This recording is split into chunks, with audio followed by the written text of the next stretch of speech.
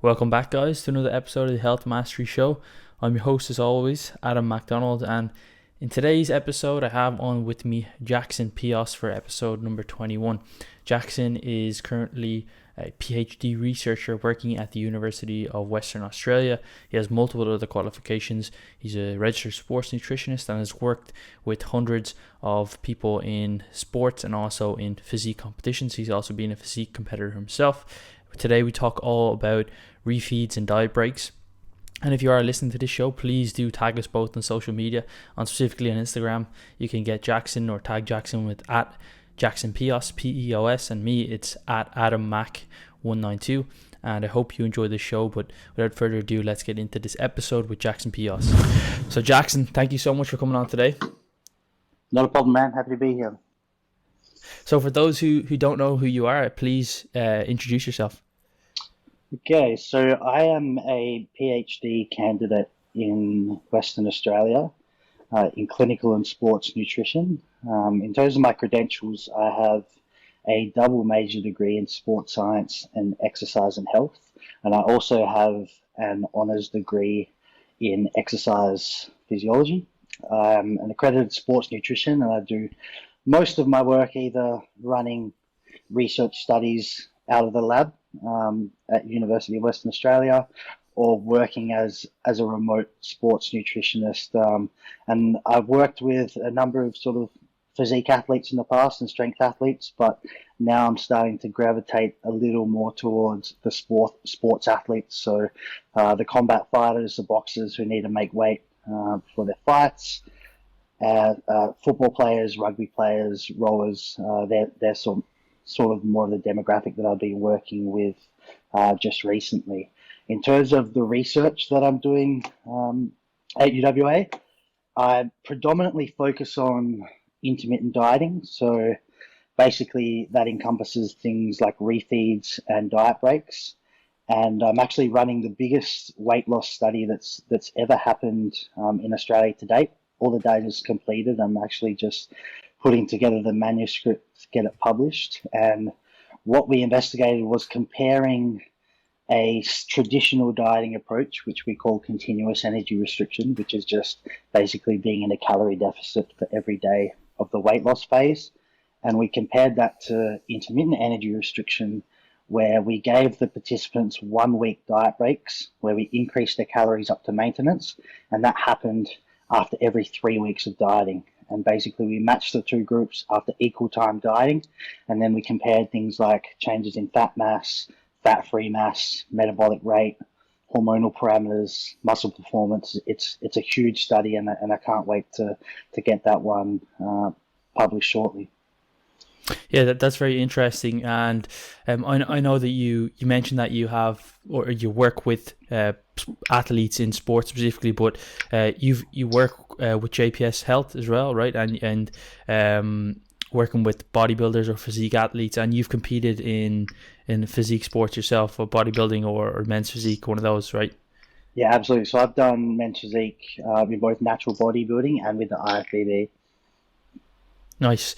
And yeah, so today we really wanted to dig into that topic of intermittent dieting, and I guess it's a bit of a new-ish term or strategy. I believe that, like, you back in the day in bodybuilding, like, you know, when in the 80s or 90s, or even more recently, it was more people would follow a specific diet, whether that was a meal plan, and then have like a cheat meal or something like that to boost their metabolism, or this is what it was they believed it was doing. And then I guess when people started to follow macronutrients a bit more and be a bit more flexible, I think at a similar time refeeds became a little bit more popular, single day refeeds, so having increase in carbohydrates for 1 day, or else doing that for multiple days. But what specifically is the difference between that and intermittent dieting? Yeah, so I'll just go back to a little bit to where you started. So you are correct in that intermittent dieting is relatively new, and I feel like some in the evidence-based community might not agree with that. They might think that sort of it's this tried and true practice that's been around for many years, and the bodybuilders are using cheat days, and then for years everyone's been using sort of 1 or 2 day refeeds each week. But when you actually look at it in a research context, 99% of the research in the intermittent dieting realm has focused on individuals with overweight or obesity and who are sedentary.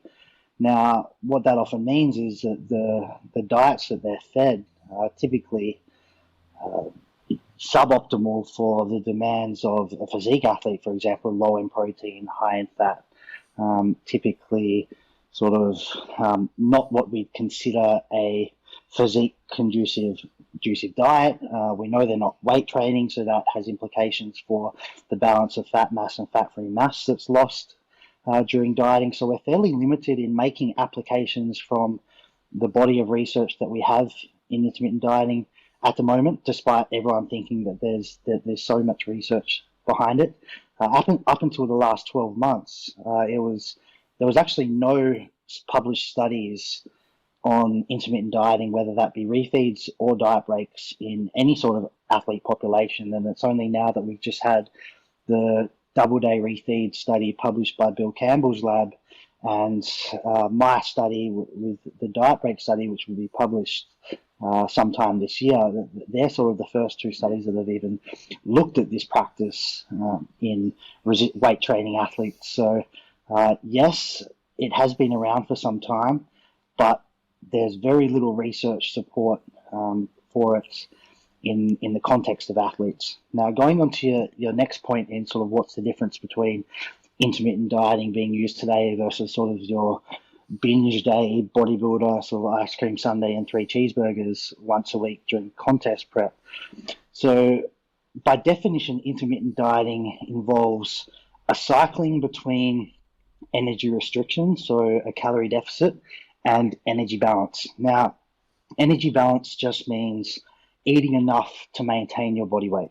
So when we look at intermittent dieting protocols in the literature, whether that's refeeds or diet breaks, what we're trying to do is lift their calorie intake for whether 1, 2, 7, 14 days up to their maintenance requirements, or as close to their maintenance requirements as we can get, because we're fairly confident that if a large calorie surplus is established during those diet breaks or refeeds, what's just going to happen is that it's going to be accompanied by an accumulation of body fat that's probably going to outweigh any potential metabolic or hormonal benefits from the refeed or diet break itself, because it's just going to result in either a longer duration weight loss phase or a more severe weight loss phase in the final stages to get to that desired body composition. Yeah, and that makes sense. I mean, with a traditional kind of cheat day, I remember when I was like maybe 15 or so in the gym, there was this huge bodybuilder, and he used to tell me about this keto diet. That at the week, I maybe it was cyclical ketogenic diet, I think. So not even keto. No, I don't really know if that even, you're spending half the week not in ketosis because you've eaten so much. But he used to tell me that on the weekends, like, you can eat. He was probably like around 40, and I was literally about 15. He used to tell me that you can whatever you want on the weekends. You can eat beer, chocolate, cakes, and like, and this guy was massive. So like, I just thought that was correct. I don't think I did that. I wasn't old enough to even drink beer at the time, but it sounded pretty interesting.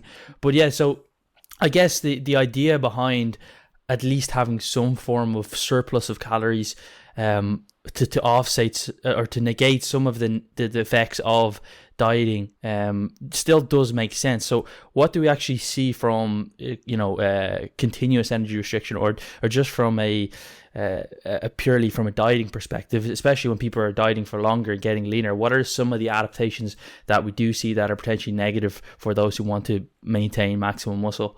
Yeah, so there's a whole host of changes that occur. So I'll just try and group them into sort of broad categories. So on one hand, we have changes in metabolism, and usually what that means is a reduction in our resting energy expenditure. So we burn less calories during rest as we progress through the weight loss phase. It's also accompanied by a decrease in non-activity energy expenditure. Non-exercise activity thermogenesis, which is basically just the calories that we burn sort of fidgeting and sort of unconsciously walking around, hopping more, moving more. they tend to decrease as well, and we get decreases in physical activity energy expenditure, which is basically we're going to burn less calories during movement, during exercise, largely due to the reduced body mass, which means there's less of an energy cost for locomotion. And we get a small decrease in dietary-induced thermogenesis purely from consuming less calories and there being a less calorie demand to process what we ingest. So basically all components of what we broadly refer to as metabolism decrease. And what that means is the calorie deficit that was potentially established at week 1 of the diet is not going to be the same magnitude of deficit at week 6 of the diet because that metabolic adaptation has taken place. We also see changes in hormonal profiles, and the ones that I like to focus on most is the appetite regulating hormones, because I feel like they're the most significant sort of influences of weight loss success in reality. So the ones that I like to refer to most is leptin, ghrelin, and PYY. Leptin and PYY are satiety hormones, so they regulate satiety. When we have high levels of them, we're more satiated. And ghrelin is a hunger hormone, so when we have more of it, we feel more hungry. And as we progress through a diet, usually what we see is we see a decrease in circulating concentrations of leptin and PYY. After all, leptin is produced primarily from fat cells, so we have less fat cells, we're going to produce less leptin. And we also tend to see an increase in ghrelin levels, and collectively what this means is we have this increased drive to eat. So when we couple that with the reductions in metabolism that are occurring, we're burning less calories at rest and during activity, but we've got more pressure on us to consume more calories. And basically that's just a collective pressure to try and remove the energy deficit that exists to try and sort of push us back up to our set point body weight and body fat. Now, obviously, in lean participants, in physique competitors and guys like that, you get some unique adaptations that sort of aren't really going to apply unless you're sub sort of 10% body fat for a male. And what they include is losses of fat-free mass, obviously performance impairments, and that's one of the reasons why we're fairly limited in making applications from the intermittent dieting research in overweight and obesity, was just because they're not weight training and we have no idea what's happening to the performance during that time. And that was one of the reasons why I wanted to examine performance in one of my recent studies. And without giving too much away, just with 7-day diet break, it does look like we're starting to see a fairly significant uptrend in muscle endurance performance, at least in the quadriceps and hamstrings. Strength performance seems to be less significant, and it doesn't seem to be as receptive to the increase in calories. And then just finally, obviously, we have the psychological adaptations that occur during weight loss, and largely I think they're due to sort of the changes in the appetite regulating hormones that are sort of giving us sort of these more recurrent hunger urges, and we have this pressure to battle these hunger urges, and what that's essentially resulting in is more disruption to the person. And in one of my recent studies, which hasn't been published yet, that has been supported by we measured irritability and alertness during the interventions and during the diet break, and what we actually see is this increase in irritability and decrease in alertness that accumulates during the weight loss phase. But once you give them a diet break, alertness starts to improve, irritability starts to drop, which tells me that sort of these negative psychological effects are mostly as a result of just having to battle these constant hunger urges all the time. Yeah, and it's pretty interesting you say that, like a lot of the research in obese and overweight people, we can't really translate that to physique athletes. And I guess if someone's not training and they're obese, any new training stimulus or even any kind of training stimulus at all will elicit muscle growth even in a calorie deficit because of that new stimulus, but also because the excess amount of energy that they have stored to produce that or to build muscle. So I think when we're talking about physique athletes, one of the things that I'm thinking about is we often have a time frame with the general population or obese or overweight. It's typically to feel good or to get into better health status, and that doesn't necessarily have to have a 20-week time frame, or else you're going to be off, or you're not going to place well in the bodybuilding show. Where in competition prep, some people can the diet for up to 8 months or whatever it is. That's, I think, how long I dieted for. But people have to factor in that if you're not going to be in a calorie deficit, right, is that going to offset the progress that it could potentially make within that same period of time? Yeah, it's a good point. In terms of, like, I just following on from that point, because I think it's a worthwhile discussion, in terms of my analysis of the diet break, sort of the intermittent versus the continuous dieting over 15 weeks, so comparing a large block of continuous dieting chronically versus a large block of intermittent dieting. Do we think that those short-term bouts of sort of increasing calories are going to increase or are going to improve basically the macro outcomes, let's say if that was 15 weeks into a contest prep versus if we didn't do any refeeds or diet breaks? I'm unsure, looking at the results of my data. So when we look at measurement immediately before and immediately after the diet break, so taken at day 0 and day 7 of the diet break, what we're actually seeing is increases in fat-free mass, increases in resting energy expenditure, increases in muscle endurance, reduced drive to eat, decreased irritability, increased alertness, like all really, really positive things that if you looked at that in isolation, you'd say, oh my gosh, intermittent dieting is going to be so much better on the end result compared to continuous dieting. But when I map that out over 15 weeks, it just doesn't look like those differences, although they're increasing from day 0 to they're changing from day 0 to day 7. It seems to me that once the calorie deficit is reestablished after the diet break, they tend to sort of resort back to where they were really quite quickly. And when I map it over 15 weeks, comparing it to continuous dieting, the results, sort of the macro, the end results just aren't that different and aren't as exciting as when we just look at the acute data. Yeah, and I guess it's probably unfair to say, well, if I'm going to do a contest prep for, let's say 20 weeks, because 16 or 12 maybe a bit short, but let's say 20 weeks, it would be unfair to say, let's compare continuous energy restriction to a contest prep or a dieting phase that also has a couple of weeks thrown in there where you're essentially not making any fat loss progress. So what would be what is the protocol that you guys looked at? Is it a 1 week diet, 1 week surplus, or 1 week diet, 1 week back in maintenance, or do you do this cyclically in a month based style, every 5 weeks, every 6 weeks?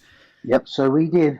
So the intermittent group had to accumulate 12 deficit weeks, but they had a 1 week diet break after every 3 weeks of dieting. So it was basically 3 on, 1 off, 3 on, 1 off, 3 on, 1 off. That makes sense. And then you compare that to a continuous dieting group who just got no breaks. They just did 0 to 12 straight up. So yes, the intermittent group had to technically diet for longer because they had the diet breaks through, and it meant their intervention was 15 weeks long, but they accumulated the same number of dieting weeks. Yep, and how would you translate that to a contest prep? So, like I mentioned, if you're going to do this in a dieting phase for a contest bodybuilding show, or you just want to get to quite lean levels of body fat, whether it's a photo shoot or something like that, would that mean that you would then extend the dieting period to allow for those periods where you've actually been in a calorie maintenance? So what I'm saying is, let's say you do it 25% of the weeks, or 1 in 4, or 1 in 3 are in a surplus. Would you then extend the calorie, or would you extend the actual length of the diet by 25%? And in that case, do you think you'd see more positive results in terms of ultimately more muscle mass maintained? Because at the end of the diet, if you're extremely lean, you're probably going to feel pretty crappy anyway, psychologically and physically. But do you think that there would be more muscle mass maintained at the end of that? I think you absolutely have to. Let's say you've calculated that you've got a fixed amount of weight to lose before you're roughly in contest shape, and that's going to take you, if you average it out, maybe let's say 16 dieting weeks if you give a little bit of room up your sleeve. You will then have to additionally put on top the diet break week. So if you wanted to do 16, if you needed to lose a certain amount of weight in 16 weeks to be contest ready, and you wanted to do 4 diet breaks, you by definition you'd want to be doing a 20-week prep, because I think I can almost say with complete conviction that the diet breaks aren't going to speed up the fat loss in like consecutive weeks. Like, it's not going to make you be able to achieve the same results in less dieting time, if that makes sense. Gotcha. Yeah. Yeah, so I think you absolutely have to add the diet breaks in addition to however many deficit weeks you need to accumulate the desired sort of body fat loss or body weight loss. But in terms of, do I think it's going to lead to greater fat-free mass at the end of the prep? All I've got to go on is my data that I have, and like, without sort of blowing smoke, it was a really well-controlled study. We had 61 participants, basically 30 in each group who started the study. We monitored them very, very closely. They were an athlete population where adherence is typically quite good compared to overweight population. So I have relative trust in sort of the self-reporting data in terms of calorie intake and things like that. These were all experienced guys with use of MyFitnessPal and things like that. But when I compare it to the continuous energy restriction, the fat-free mass differences are extremely underwhelming. So I would basically say, if what I am confident in is that the diet breaks do provide psychological relief. So in terms of whether making the decision whether you should use diet breaks or refeeds or not, I would ask yourself, which is the better option? Either dieting for a shorter amount of time and potentially having more psychological disturbance, or dieting for a greater amount of time but potentially sort of it being a little bit easier during that time. So if you've got time up your sleeve, maybe most of you would say, okay, well, I'd rather sort of feel a little bit better during my diet. I'll cop the extra 4 or 5 weeks. But if you just sort of want to get in and get out in the minimum amount of time and sort of then get back to massing or off season, whatever you want to do, then I'd probably suggest just going with the continuous energy restriction. Yeah, that makes a lot of sense. And I mean, I think that's probably one of the reasons why people would extend, or in recent years, especially in natural bodybuilding, contest preps have been extended, not just to try and offset any additional or slow down muscle loss, but also to actually make it less psychologically stressful. Because at the end of the day, what's the point in just doing this if you're just going to torture yourself for 12 weeks? You're doing this because you're purposely choosing to do it, not because you're in a concentration camp or something like that where you have to diet. So it makes sense to try and make this as easy as possible so that you're just not an asshole, or you can live your normal life. Like I don't know any natural bodybuilders that are getting paid just to do bodybuilding. So I think that makes total sense. But if you were to compare that, let's say, and I know this is definitely very hypothetical, but just based off of what you research and your also experience working with people, if one was to do, say, extend that period of dieting to allow for those extra weeks where we can have higher calories, do you think that if you actually just extended it and maybe just made the deficit less, so just continuous restriction and then made it the actual deficit just continuous but less restrictive, or less of a calorie deficit, but just extended that dieting period, and then compared that to someone who has also the same amount of time, 20 weeks, but perhaps the dieting weeks are a little bit harsher or more of a calorie restriction, but then we do have those periods of maintenance calories. Do you think that there'll be any differences there in terms of the outcome from psychological point of view, or just ease of dieting? I think yes, to a point. like when we look at the research on rates of weight loss during dieting, there's been a number of studies which have shown inferior outcomes using a faster rate of weight loss per week compared to a slower rate of weight loss per week. But like I said, it's up to a point. So generally what I recommend is between 0.5 to 1% of your body weight losses per week during the dieting phase. And that would apply to a prep as well.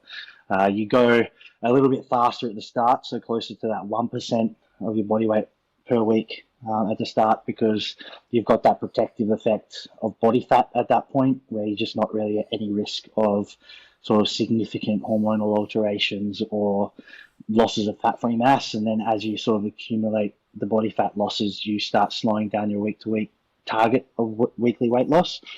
But if we say, okay, let's say they were under normal conditions dieting themselves away at sort of 0.6% body weight losses per week, and then you propose that, hang on a minute, how about if we slow things down? We have to diet a little bit longer, but the rate of weight loss will be slower, and will there potentially be sort of positive effects of that? I'm unsure. I would say probably no. I'd say if you went below 0.5% body weight losses per week, you're just going to have to diet so damn long to get anywhere. And one of the biggest motivators when you look at sort of research on obese and overweight individuals in weight loss studies, one of the biggest motivators for them is seeing week-to-week movements in scale weight, which is why in previously very low energy diets for people with obesity have been so effective. So these are massive calorie deficits, but because they see these massive changes on the scale each week, it sort of drives their motivation for compliance, and they tend to be more effective than giving someone with overweight or obesity a slower rate of weight loss, where they typically they diet for 4 weeks, they still have to exert some restraint, and then after the 4 weeks they can't really see any changes, and then they sort of fall off the plan. So if we contrast that to what you are proposing, if you go below 0.5% of your body weight losses per week, I just think you're still going to feel the negative consequences of an energy deficit and being lower than your set point body fat.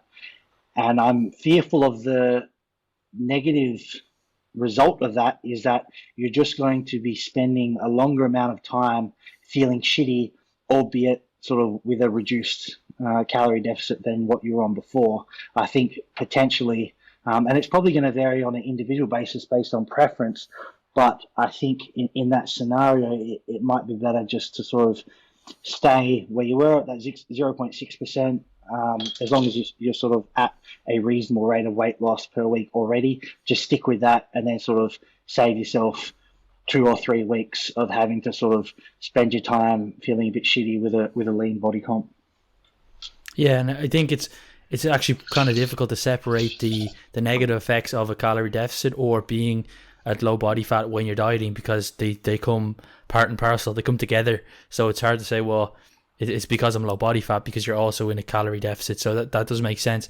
And I actually noticed that myself. I don't think it's just with obese people, and you'll probably agree with me here that when you're dieting to get into relatively lean or very lean levels of body fat, that you do see that is a motivating factor initially, the scale weight, but then as you get leaner, you see visual differences almost every day, definitely every week. And I think my last competition prep, which was 2019, but I did my first show in July, and then my last show was in November, just because I'd qualified for the Worlds or whatever, and then just wanted to do it. But between that period was I was very demotivated, because I didn't see a whole lot of progress, because I was already pretty much in contest shape. And yeah, there's periods where I ate more food and tried to bump up a few pounds of fat, but at that point I've kind of I'd spent a long time dieting. I wasn't motivated, I wasn't really seeing much visual progress, and actually, to be honest, I probably lost a bit of muscle, and that's probably tied to being very lean, but also just a lack of motivation to train very hard and to kind of go there and dig deep when you're not really seeing any additional progress. You're just kind of holding progress, and kind of resonate with the people who are overweight, who don't have a kind of experience or any kind of reference points with previous dieting, that when weight loss stalls, they just kind of lose motivation. So how do you compare then an intermittent week of or intermittent dieting, so a week of a surplus or a maintenance calories versus what we've kind of traditionally seen, I suppose, more in the evidence based with say single day or multi day refeeds, like two-day refeeds. Would you say you'd see similar effects to that? Um, so it's a good question, and I don't really have a solid answer yet. So basically the most conclusive data we had in the intermittent dieting realm was published by my supervisor, Amanda Salas, and it was a diet break study that used 14-day diet breaks, and they saw superior maintenance of metabolic rate and better fat loss in the group that used the 14-day diet breaks versus the group that just continuously dieted the whole time.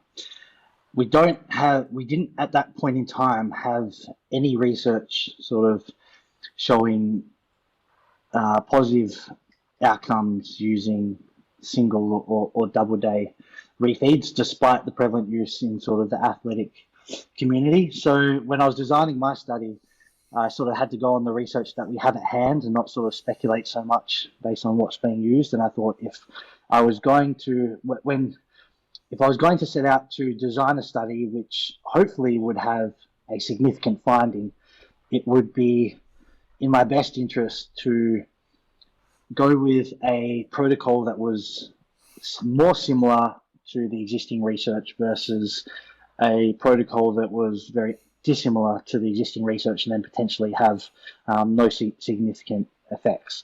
So I decided to sort of go somewhere in the middle and go with a 7-day diet break to see if we could sort of match the same benefits that we're seeing with the 14-day diet break.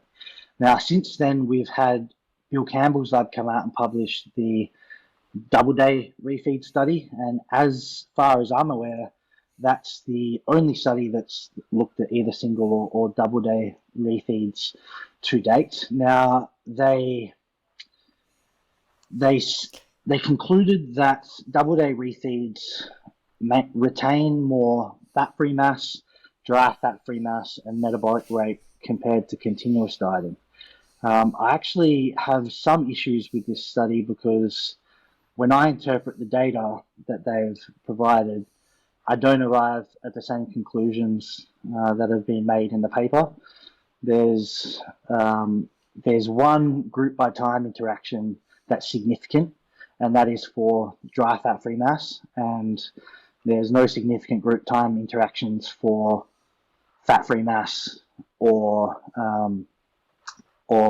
metabolic rate. So therefore, I don't understand how they could therefore state that that double-day refeeds retain more fat-free mass, dry fat-free mass, and metabolic rate. I think that's an incorrect interpretation of the results. And I've actually looked at their raw data and I analysed it using what I consider to be a robust statistical model, and that's an analysis of covariance using the baseline values as a covariate. And again, with my analysis of that data, I didn't see any significant differences between groups in the change in metabolic rate or the change in fat-free mass, which tells me that the finding isn't very robust, even if they have identified some significance using their model. So if you are using double-day refeeds with the expectation that they're going to maintain your metabolic rate or your fat-free mass, I'd be a little skeptical of that study, and I'd at least wait till we can see some more studies done in a similar area or on a similar protocol. Yeah, I think when I looked at it, what I noticed was that when they actually checked for fat-free mass, those who have a higher carbohydrate or have consumed higher carbohydrates within proximity of getting their body composition tested are going to have more lean mass, right? Absolutely. I have a major issue with that as well, because all it says in the methods is that the final analysis occurred 2 days after the final diet break, which also means it was 2 days after completion of the study. So what happened? What did they do with their diet after the 2 days of the diet break? Did they go back into a calorie deficit? Because if they didn't, and they just ate ad libitum, it's actually going to mean you're measuring on the back of a 4-day sort of refeed, and I just don't think that makes sense. Yeah, but I think in practical terms, though, nonetheless, I've done multiple competition preps, and I know that, and like you mentioned, we have a bit more robust information on how it affects us psychologically. And I think for myself and working with clients who've done preps, that regardless if it's going to maintain or it's going to lead to maintenance of more lean muscle mass at the end of the day, I think that some form of refeed or increasing calories is going to be beneficial for just overall psychological effect. Having, not feeling like you're digging for 20 weeks or 16 weeks, but at least saying, okay, well, I've got 3 more days that are pretty tough, but on Saturday I can go and have a meal with my family or my girlfriend or whatever that's like double the carbohydrates, or I'm not going to feel like crap for at least 2 days or something like that. What are your thoughts about that? Yeah, I agree with that absolutely completely. So what would your practical applications then be from what you've researched now? If you were to set up a prep for somebody, would you be hesitant, or would this be something that you would immediately implement, extending that diet, adding in multiple days or even up to a week of maintenance calories, and in order to get them into the best shape possible? What would your thoughts be, and how would you practically apply this? Yeah, so I'm far more hesitant about prescribing diet breaks and refeeds than I was sort of 6 months ago, once I've had a good analysis of the data for my study. So in terms of whether I'll prescribe them or not, one of the findings for my diet break study was that it seems to be that using diet breaks suppresses overall hunger during the total intervention, and that was shown by not only reduced hunger but increases in scores for satisfaction, fullness, and a decrease in drive to eat. So what that tells me is that intermittent dieting, if you're sort of using refeeds quite regularly, it might be an adherence tool, because you're not going to be getting as severe hunger urges that are sort of threatening your ability to stay on plan. And you contrast that to continuous dieting, it looks like it becomes a lot more difficult to manage hunger, because it's just sort of really starting to push up quite high. So in terms of whether I'd prescribe it or not, I would ask my clients whether they would prefer to diet a little bit shorter but potentially have higher hunger during that time, or diet for a little bit longer but have more manageable hunger, greater fullness, greater satiety during the protocol. And sometimes clients will be like, yeah, I just really don't want to feel as hungry. I'll take the extra 4 weeks. Some people just say, okay, I just want to get in and out. I can deal with the hunger. I just want to get it done, get the weight off. And so it seems to be a sort of a divergent opinion based on what clients prefer.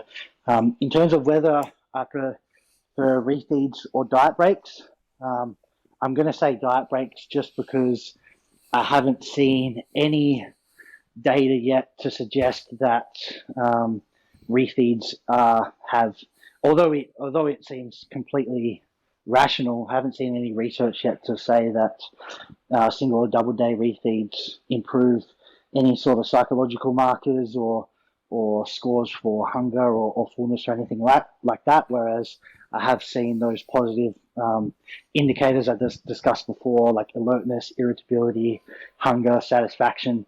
Those things tend to be improved using 7-day diet breaks. So at the moment, I'm using 7-day diet breaks more often than refeeds. In some contest prep competitors, physique athletes, when we don't have a lot of time up our sleeve, so let's say we're 6, 7, 8 weeks out and we don't have the luxury of sort of going into 7 days of energy balance, then I'll sort of default to 1 or 2 day refeeds depending on what sort of condition we're in. Sure, and that kind of leads us into a good segue into something else that you're working on that we talked about off air. But before we do, I just have a quick question for you. This is something I've thought about before, and you mentioned to me before we start hitting record that you've experience with say natural bodybuilding, but also IFBB bodybuilding. Do you think that let's say in assisted bodybuilding, so those that use like anabolics, that dieting is any different other than perhaps more maintenance or even growth of lean mass or muscle mass? But I've heard, just, and this is anecdotally, I've heard bodybuilders who are say assisted tell me, oh, it's harder to diet when you're using anabolics, and it just thrown out there, just complete anecdote. Do you think that that there's any truth to that it's actually more difficult to diet when you're using anabolics? Would we see any differences here? The psychological aspect, I assume, would be almost identical, if not the same. But what are your thoughts on that? Yeah, that's a tough one. I don't know. I'm just trying to think logically. Like, I can assume that potentially using, like, we know that anabolic steroid abuse is associated with substantial psychological disruption when sort of hormones get out of balance, things like more irritability, less focus, poor sleep, not being able, like insomnia and things like that. I just wonder if it's not actually a byproduct of the dieting itself while being on anabolics. It's more so just being on sort of the highest doses of anabolics, which people typically use leading into a contest prep. I just wonder if some of that is sort of exaggerating the negative outcomes of the dieting that they think is happening. But on the other hand, I actually think that the dieting could in many ways be easier using anabolics because like we've just been talking about intermittent dieting, and the principles or some of the objectives of intermittent dieting, like using refeeds and diet breaks, is to cause or to reverse the suppression of metabolic rate, to hopefully preserve fat-free mass, to improve hormonal markers like free T3, IGF, things like that, which have positive effects on lean mass and metabolism. And we know that enhanced bodybuilders are using things that can artificially maintain metabolism and can artificially maintain levels of thyroid, levels of IGF, levels of testosterone, and sort of subsequent fat-free mass. So it seems to me, like, just thinking broadly about it, that enhanced bodybuilders have less challenges to face than natural bodybuilders. Yeah, it does make a lot of sense, and I get the psychological impacts of actually taking certain hormones themselves. On a side note, I about 7 years ago, I used to work in a supermarket part-time when I was doing my undergraduate, and this guy, he was studying pharmacology, and he just got into weightlifting but decided to start using Trenbolone as well. And when you work in a supermarket, you get a lot of people asking you, like, why did you move the jam from this aisle to the other aisle when it actually hadn't moved, and things like old doddery women, asking you, they have dementia onset, etc. And he used to have to walk away from old women when they'd ask him a stupid question, or what he perceived as a stupid question, because he would get so angry that he didn't want to be accountable for what would happen if he tried to answer them, because he would get so frustrated and angry that, like, simple things like that his fuse would just go off straight away. Yeah, that's a good point, and I think definitely talking, if you're using those what we'll call more severe side effect compounds, I think we can confidently say that the potential for negative psychological disruption there is enhanced greatly, and those sort of compounds, usually the ones with the most side effects are the ones that people are they have also the most positive effects to a contest prep, and usually that's sort of mostly when they're used, not in the off season as much, because you sort of want to give your body a rest and things like that. So I just wonder if this reported more difficulty during dieting for enhanced guys is just a byproduct of sort of the compounds that they're using and the greater side effects that are accumulating. Yeah, I guess it's difficult for someone to say to you, "Oh, dieting as a an assisted bodybuilder is more difficult, but at the same time, the main difference is that they've started using like trenbolone, which like causes them not to be able to sleep and sweat in the night and get really aggressive. So, but moving on to the topic, we mentioned a bit about some of the work you're doing on satiety and effect on calorie density foods and how that will affect ad litem dieting. So. Can you give us a little bit of insight into that, and then perhaps how we can apply that to somebody who's going through a dieting phase? Yeah, so I think that hunger management strategies is a hugely underrated area of research and certainly underappreciated and underused. So I usually, if we're talking the evidence-based scene or sort of talking to fellow physique athletes, when we're discussing satiety strategies, usually where most physique athletes will go is basically, high protein diet, you want a high protein diet.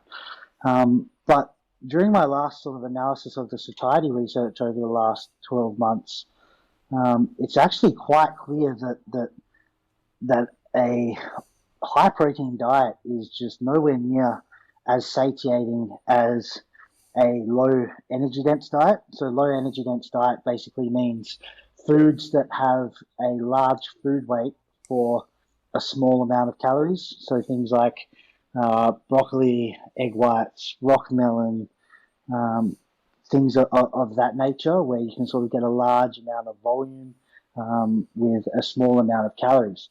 So I think when we're in the satiety discussions, if we're talking about a satiety hierarchy, a diet consisting of lots of low energy dense foods, which are predominantly fruits and vegetables, a diet high in those will be far more satiating than sort of just chucking on an extra chicken breast to your already probably higher protein diet. I think that's one of the mistakes a lot of physique athletes make during contest prep.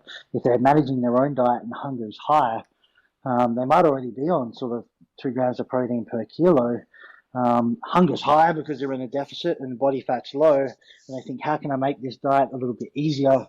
They increase their protein further, which is not going to enhance anabolism any further, and then it's also sort of compromising your ability to consume carbohydrates, and specifically low energy dense forms of carbohydrates are actually more satiating than protein itself on a gram per gram basis.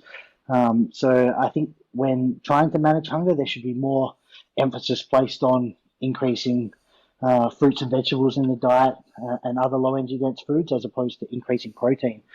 Just for a bit of context, my last diet phase that I did, getting ready for my boxing fight, I would eat 2 carrots before 3 of my meals per day, and a large carrot has like 20 calories, and that takes a large chunk of stomach volume for 40 calories.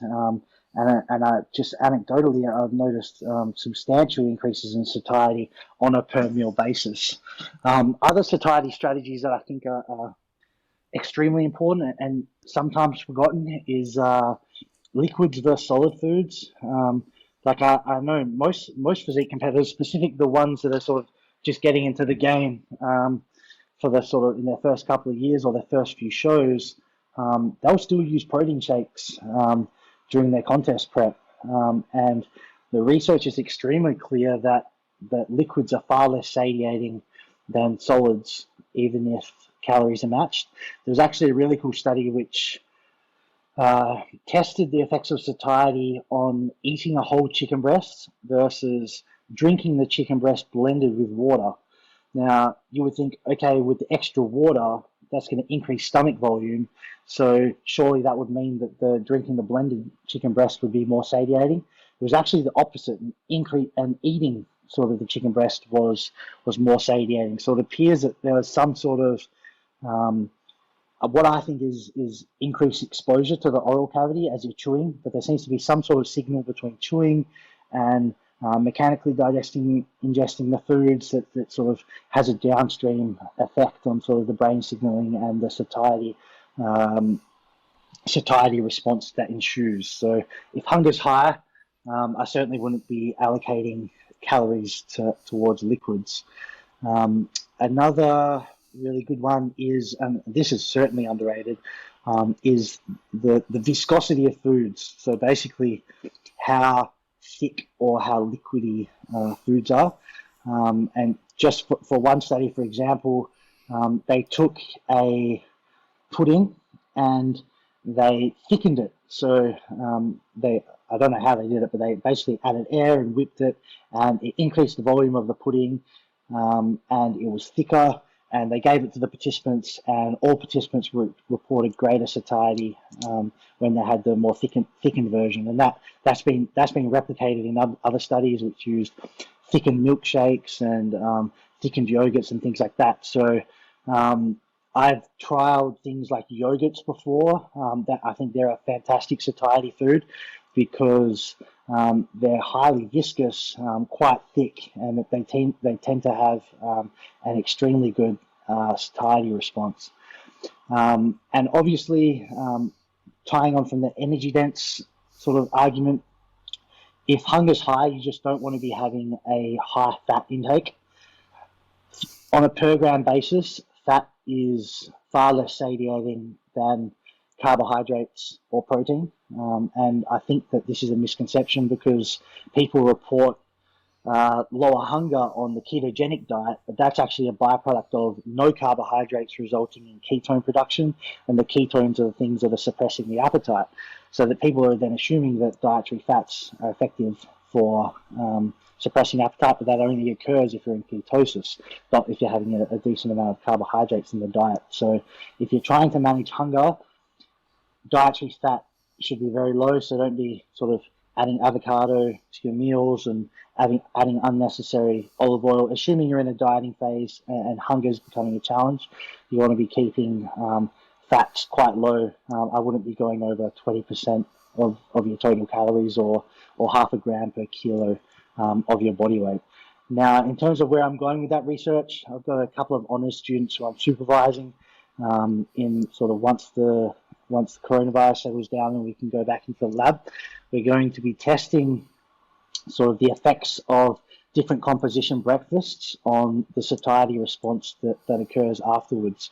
So we're gonna test a number of different breakfasts, like the standard Western breakfast. So that might be like some cereal, milk, and a glass of juice, like a low protein, high energy dense diet. We're going to compare that to a high protein diet. A high protein breakfast with high volume. So that could be like egg whites with some grilled vegetables, and we're going to compare that to a high protein, high energy dense diet. So that will be like some whole eggs with added olive oil, maybe some cheese, things like that. And then we'll have a control group of like intermittent fasting. They're all going to consume the meal. Excluding the intermittent fasting group, all meals will be matched on calories and macronutrients. Sorry, not macronutrients, but they'll be matched on calories. And then 4 hours later, we're going to invite them to a buffet meal. And we're just going to say, thank you for joining the study. As a thank you, we're going to give you a buffet meal to have. And then we're secretly going to monitor sort of what foods they consume, how many calories they consume, to see if we can tighten up the prescription and the recommendations for what people should be having at breakfast time to sort of help with the prevention of obesity and long-term weight gain. Yeah, you've just ruined your blind control study there by announcing it. But hopefully nobody listens though.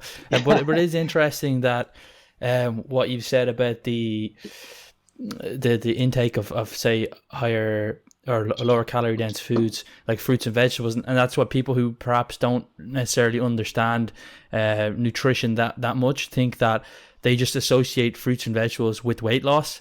What it is actually true that you know, if you eat more fruits and vegetables, you probably will be in a calorie deficit if you hadn't had much before.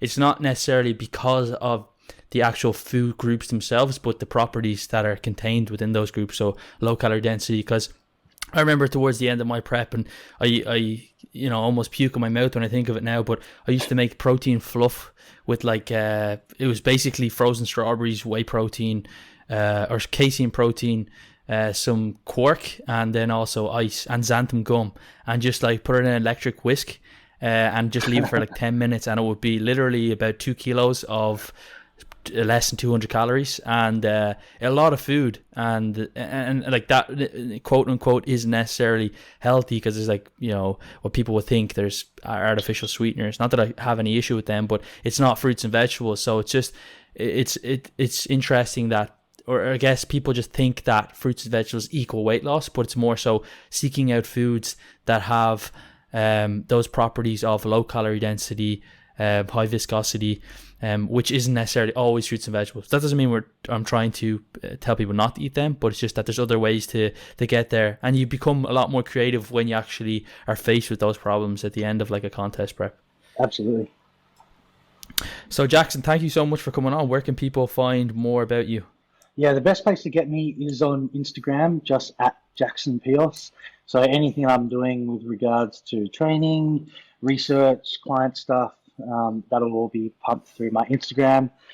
For the more nerdy people, you can hit me up on ResearchGate, just searching my name, and you'll be able to keep track with purely just what's going on at my lab and what's going on with my research and latest publications. All right, so I hope you enjoyed that episode with Jackson. As you probably know now, that there's not a whole lot of research on actual refeeds or even diet breaks within the context of people who are looking to improve body composition. Speaking for myself, I know that refeeds or even diet breaks are something that I have done in the past and certainly will do with clients and also with myself, just purely for that psychological point of view. If you're thinking about a long-term diet or even a short enough diet where there's a couple of weeks involved, it's often easier when you feel like there's a day at the end of the week or 2 days at the end of the week, or a week every couple of months or so, where you just don't have to diet anymore. You're just in a calorie maintenance phase, or perhaps even a slight surplus, just to kind of get your bearings back, give you that motivation to then go back in and start pushing further to get leaner. So without these diet breaks, without these refeeds, essentially you're just going to be dieting non-stop. And yes, you might get the same results by just dieting non-stop without any refeeds or any diet breaks, but is that something that you're going to be able to sustain, or is it something that you're going to enjoy over a long period of time if you're doing something like a contest prep? So it's always important to think about this in context of what we already know and what other information is available. But if you do have any other questions for us, please do reach out to us. Jackson has already given some of his details. You can get them in the show notes, and you can always reach me. My details are in the show notes as well. But until next time, have a great weekend, or whenever you're listening to the show.